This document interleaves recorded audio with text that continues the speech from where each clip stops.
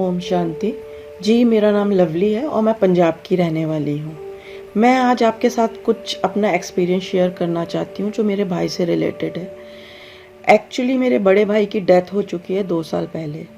तो जब मैं उसके फ्यूनरल में जा रही थी तो रास्ते में ही मेरी तबीयत इतनी ज़्यादा ख़राब हो गई, मुझे एंग्जाइटी का अटैक आया, मैं हॉस्पिटलाइज्ड हो गई, तो उसके फ्यूनरल में नहीं जा पाई।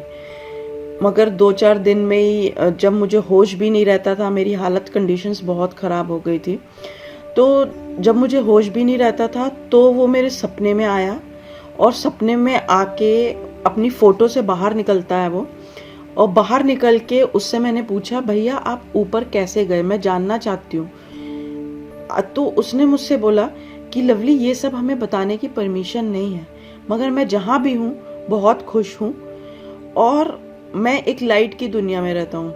मीन्स नरक जो है, नर्क ये धरती है, ऊपर जो है वो स्वर्ग है, वहाँ शांति है, वहाँ कोई किसी का बुरा नहीं चाहता, कोई किसी के अगेंस्ट नहीं है। वहाँ पे वो दुनिया इतनी प्यारी है।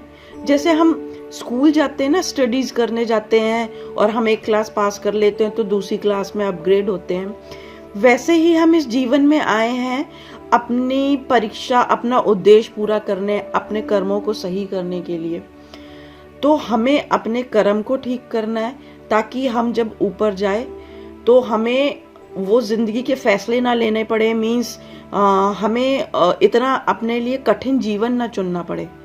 तो हमें अपने कर्म सबसे सही करने, किसी से नफरत ना करे और गुस्सा अपने अंदर का ख़त्म करना ज़रूरी है सबसे पहले।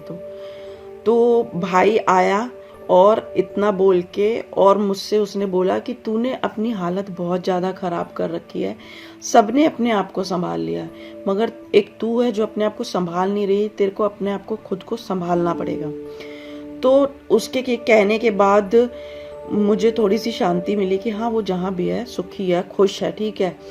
नहीं तो पहले मैं उसके लिए दिन रात रोती रहती थी, दिन रात।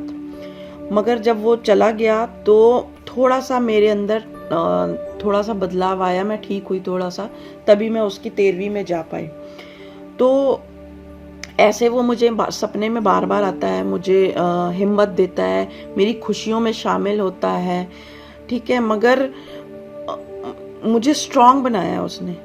पहले मैं आत्माओं से बहुत डरती थी, भूत प्रेत से डरती थी, तब तक मुझे ना परमपिता परमेश्वर का कॉन्सेप्ट नहीं पता था इसलिए।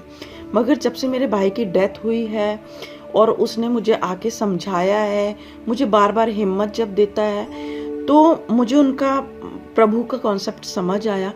उसके बाद मेरा डर जो था अंदर का आत्माओं के लिए वो बिल्कुल निकल चुका है। तो आप भी, अगर आपके अपने कोई हैं, आपके रिलेटिव्स हैं या आपके कोई भी अपने, वो अगर सपने में आते हैं तो डरने की ज़रूरत नहीं है।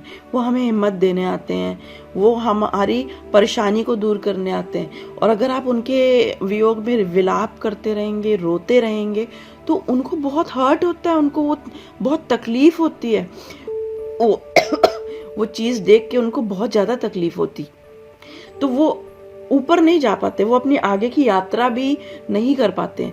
आत्माओं को तो अपनी आगे की यात्रा करनी है ना, तो इसके लिए उनको जाना पड़ता है। मगर जब तक अगर उनकी फैमिली उनके विलाप में रो रही है, दुखी है, बहुत ज़्यादा बार बार याद कर रही है, तो वो देख के उनको भी तकलीफ होता है।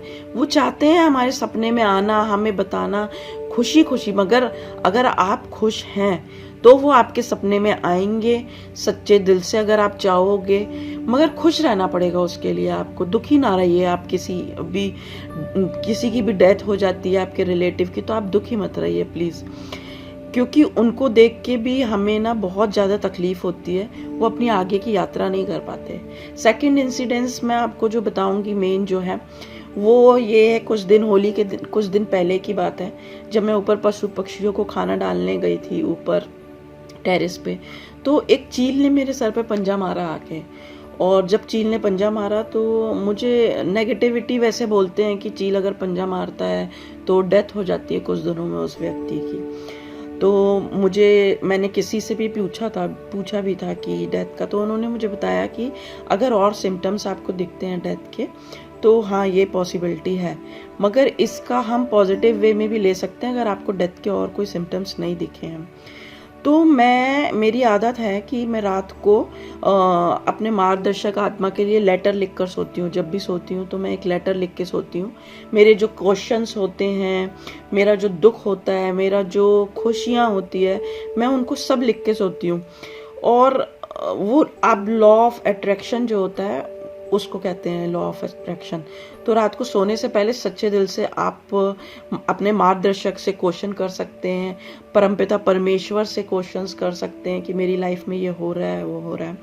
तो मैंने भी उस दिन रात को ये लिखा, प्रभु आज मेरे साथ ये हुआ है, तो आप मुझे गाइड करिए और सपने के थ्रू आप मुझे बताइए कि ये मेरे लिए पॉजिटिव संकेत है या मेरे लिए नेगेटिव संकेत है।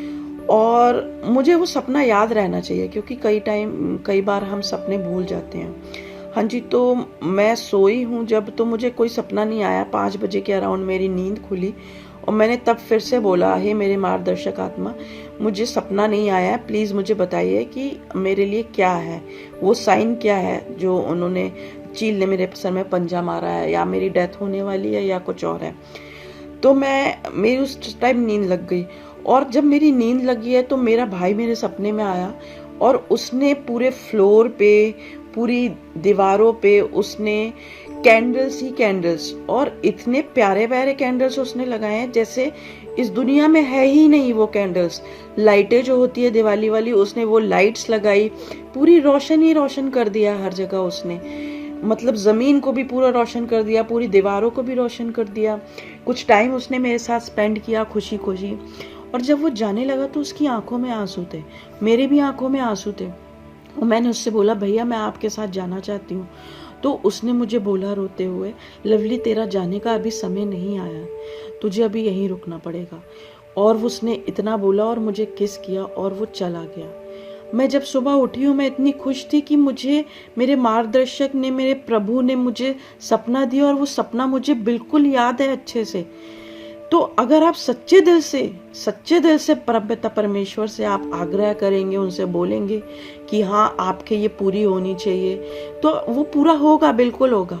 और ये नहीं है कि अगर कोई हमारा जिसकी डेथ हो जाती है तो सिर्फ हमारे सपनों के थ्रू ही आते हैं, वो और भी बहुत चीजों के थ्रू आते हैं, ठीक है। और ये नहीं है कि वो अगर इस जन्म में चले गए हैं तो अगले जन्म में हमसे नहीं मिलेंगे।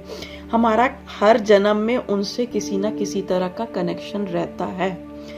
इस जन्म में नहीं तो अगले जन्म में किसी और रूप में आएंगे वो हमसे मिलने के लिए, मगर वो आते ही हैं।